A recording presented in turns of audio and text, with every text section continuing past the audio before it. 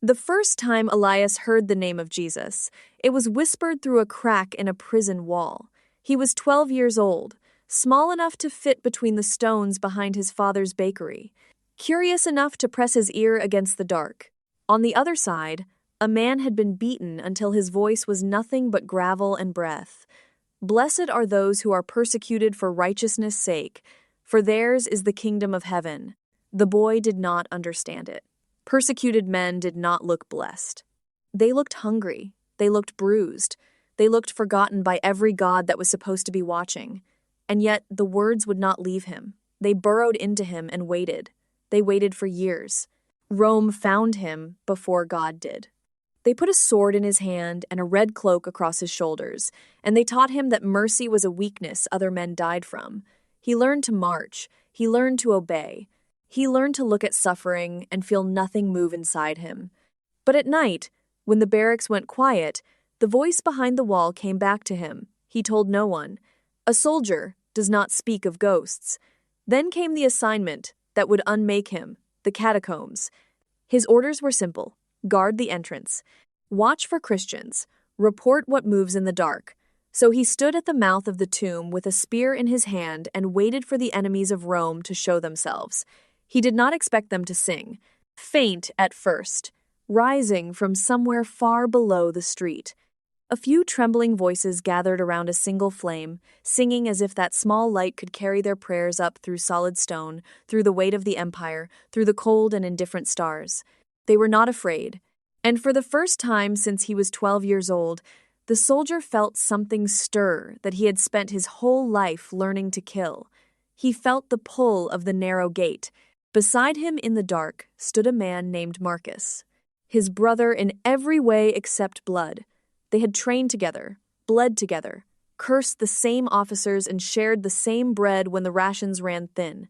And Marcus carried something beneath his armor that could have gotten him killed. A small wooden cross, worn smooth by a thumb that touched it too often. Elias found it one night by accident. A strap had slipped. The wood caught the firelight. And in that moment, everything Elias thought he knew about his brother cracked open. You are one of them. Marcus did not lie. He never lied. I belong to Christ. You will get yourself killed. Marcus only smiled, and the smile was sad, and the smile was certain. I was dead before him. Elias hated when the Christians spoke that way, as though death had already lost its teeth, as though Rome were only a passing shadow. But he loved Marcus, so he said nothing, and saying nothing became a habit. When the prefect ordered the tunnels searched, Elias led his men down the wrong passage. When informants gave up names, those tablets were misplaced before morning. When soldiers swore they heard singing rising through the drains, he told them it was only the wind. He told himself a story to survive it. I am not one of them. I am only protecting my friend. It was a good story. It held together for months. But every lie has a weight, and every weight finds the place where a man is weakest. He could feel his story beginning to bend, the way green wood bends before it finally gives. It was a child who finally undid him. She could not have been more than 7, her face thin from too little food. She crossed the burial chamber on small bare feet, reached up, and touched the edge of his Roman cloak. Then she looked up at the soldier sent to hunt her people and asked a question he could not answer. Are you the one God sent? He had no words. The spear felt suddenly heavy in his hand. Behind her, the others had gathered, mothers holding infants, slaves, Mährchen, widows, an old priest who had once burned incense to Apollo and now knelt before a carpenter from Galilee. On the wall above them, painted in fading color, was a shepherd, not a king on a throne, not a soldier with a sword. A shepherd, carrying a single lamb across his shoulders. His whole life, Rome had taught Elias that power looked like the eagle and the blade. Here, these people had chosen the one figure that stooped down to carry the weak. Marcus stood among them now, no armor, no helmet, only a plain tunic and that small wooden cross hanging openly on his chest for the first time. He has already been coming. I never joined you, no, but you keep saving us. That struck deeper than any accusation. A man can defend himself against a charge. He cannot defend himself against the truth. A woman unrolled a worn scroll and began to read into the silence. Whoever wishes to save his life will lose it, but whoever loses his life for my sake will find it. And Elias felt anger rise in him, not because the words sounded false, because they sounded true, and he had spent his whole life running from them. That night, he did not sleep. By dawn, the city was burning with rumor.